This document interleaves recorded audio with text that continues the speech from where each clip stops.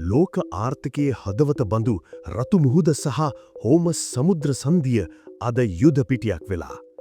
ඇමරිකාව සහ ඉරානයේ අතර ගැටුම හමුවේ මුළු ලෝකෙම වෙවුලද්දී මේකේ ඍජු බලපෑම අපේ පුංචි ලංකාවට කොහොම බලපායිද? නැවතත් පෝලිම් යුගයක් එයිද? අද අපි කතා කරන්නේ මේ දරුණු භූදේශපාලනික සෙල්ලම පිටුපස තියෙන ඇත්තම කතාව ගැනයි. ඈතකදී හිටපු ඇමරිකානු ජනාධිපති ඩොනල්ඩ් ට්‍රම්ප් තම සමාජ මාධ්‍ය හරහා ඉරානයට දැඩි අනතුමැංගවීමක් කළා. ඔහු පවසන්නේ පැය 48ක් ඇතුළත හෝමස් සමුද්‍ර සන්ධිය විවෘත නොකළහොත් ඉරානයේ දැවන්තම විදුලි බලාගාර ඉලක්ක කර ප්‍රහාර එල්ල කරන බවයි. ඉරානය මේට යටත් වෙන්නේ නැහැ. ඔවුන් පවසන්නේ ඇමරිකාව එහෙම කළොත් මුළු ගල්ෆ් කලාපයේව ජල සහ බලශක්ති පද්ධති විනාශ කරන බවයි. මෙහි ඇති භයානකම තත්ත්වය වන්නේ ඉරානය සතු DRFM digital radio frequency memory තාක්ෂණයයි. මේ හරහා සතුරු රේඩාර් පද්ධතිවලට එක මිසයිලයක් වෙනුවට 100 ගණනක් පෙන්වමින් ඒවා මුලා කරන්න ඉරානයට පුඩුවන්. සාමාන්‍යයෙන් ලෝක වෙළඳාමෙන් ඩොලර් 112ක් සිදුවන්නේ සුවසැල හරහායි. නමුත් හූති කැරලිකරුවන්ගේ ප්‍රහාර නිසා දැන් නැව්වලට සිදුවෙලා තියෙන්නේ අප්‍රිකාව වටා ඒ කියන්නේ ගුඩ් හෝප් තුඩුව කේප් ඔෆ් ගුඩ් හෝප් හරහා ගමන් කරන්නේ.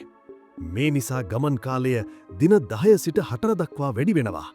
එක නැවක ඉන්ධන පිරිවැය පමණක් ඩොලර් මිලියනයකින් පමණ ඉහළ යනවා. මේකේ අවසාන ප්‍රතිඵලය වෙන්නේ ලෝක වෙළඳපොලේ සෑම භාණ්ඩයකම මිල ඉහළ යාමයි.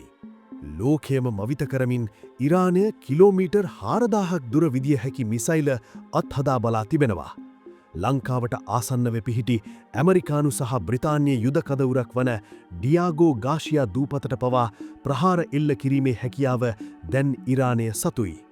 ඉරානය මේ නිල වශයෙන් පිළි නොගත්තත් ඔවුන්ගේ යුද ශක්තිය දැන් මුළු ඉන්දියන් සාගරයටම බලපෑමක් කරලා ඉවරයි. ලංකාවට එන බෙහෙත් ආහාර සහ අමුද්‍රව්‍ය බොහෝමයක් එන්නේ මේ රතු මුහුද හරහායි. ප්‍රවාහන පිරිවැය ඉහළ යාම නිසා ඉදිරියේදී භාණ්ඩ මිල තවත් ඉහළ යා හැකියි. අපේ රටට විදේශ විනිමය ගෙනෙන තේ සහ ඇඟලුම් යුරෝපයට යැවීමේදී අධික පිරිවැයක් දැරීමට සිදුවීම නිසා අපේ අපනයන ආදායම පහළ යාමේ අවදානමක් තිබෙනවා.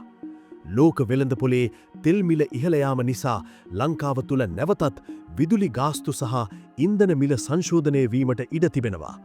මෙය සාමාන්‍ය ජනතාවගේ ජීවන බර තවත් වැඩි කරන්නක්. කොළඹ වරාය කියන්නේ ප්‍රතිනැව්ගති කිරීමේ මධ්‍යස්ථානයක්. නැව් මාර්ග වෙනස් වුවොත් කොළඹ වරායට එන නැව් ප්‍රමාණය අඩු වී රජයේ ආදායමට තට්ටු වෙන්න පුළුවන්.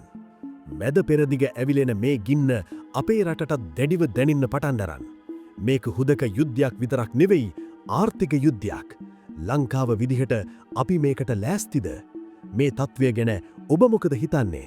පහලින් කමෙන්ට් එකක් දාන්න. මේ වගේ වැදගත් තොරතුරු දැනගන්න අපේ channel එක subscribe කරන්නත් අමතක කරන්න එපා. අලුත් වීඩියෝ එකකින් හමු වෙමු.